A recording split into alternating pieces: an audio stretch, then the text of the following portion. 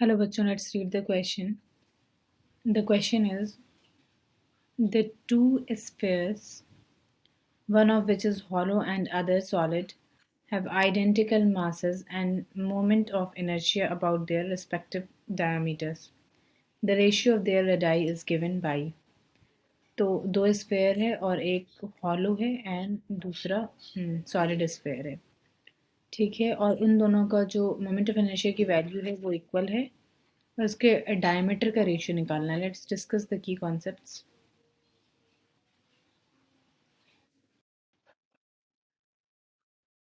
तो इस क्वेश्चन में क्या कहा जा रहा है कि मोमेंट ऑफ इनर्शिया जो है वो इक्वल है उसकी वैल्यू।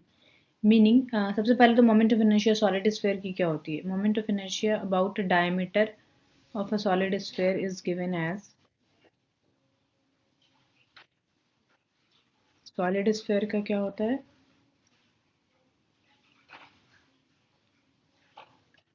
2/5 m r²। और m क्या है, रेडियस ऑफ द स्फीयर, ठीक है। और हॉलो का क्या होता है, moment of inertia for hollow sphere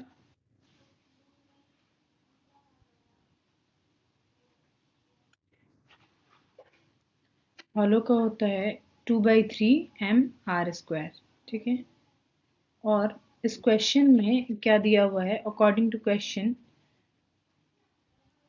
question के अकॉर्डिंग दोनों का जो मतलब मोमेंट ऑफ इनर्शिया की वैल्यूज हैं वो इक्वल हैं और उसका मास इक्वल है। फॉर्मूला तो अलग अलग है, formula is given as this, लेकिन उनकी वैल्यूज अलग है। अगर हम इसको आई कह रहे हैं और इसको आई डैश, तो I is equal to I dash, ठीक है। और ये कितना है 2/5 m r²। एक को r1 मान लेते हैं रेडियस को, और एक को r2 मान लेते हैं, हॉलो का हम और r2 मान लेते हैं। 2/3 m r²। और मासेस जो हैं वो इक्वल हैं, r2 का स्क्वायर, ठीक है।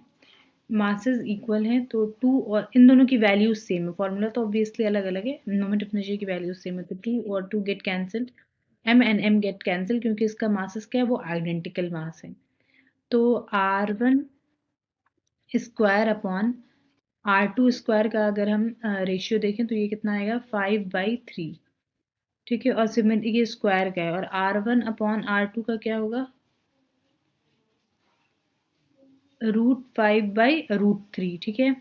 और अगर हम डायमीटर निकालेंगे तो 2 इंटू आर करेंगे, तो डायमीटर इज इक्वल टू क्या होता है 2 इंटू रेडियस, ठीक है। और अगर हम इस रेडियस में इंटू 2 ऊपर नीचे करें तो ये दोनों तो कट जाएगा, क्योंकि रेशियो है। रेशियो जो रेडियस का रेशियो होगा वही डायमीटर का, तो 2 तो कैंसिल हो जाएगा। तो जो डायमीटर का रेशियो आएगा वो यही होगा, इज इक्वल टू √5:√3। तो करेक्ट ऑप्शन क्या होगा। अच्छा, यहाँ पे पहले हॉलो का दिया हुआ है, हम जो निकाले हैं यहाँ पे जो कैलकुलेट हुआ है ये सॉलिड का है पहले, और नीचे में क्या है हॉलो का, मतलब सॉलिड इज टू हॉलो है। अगर हम हॉलो इज टू सॉलिड करेंगे तो उल्टा हो जाएगा, मतलब आंसर क्या होगा √3:√5। मीनिंग करेक्ट ऑप्शन क्या होना है, option 3। Option 3 will be the correct option. I hope you will understand. Thank you.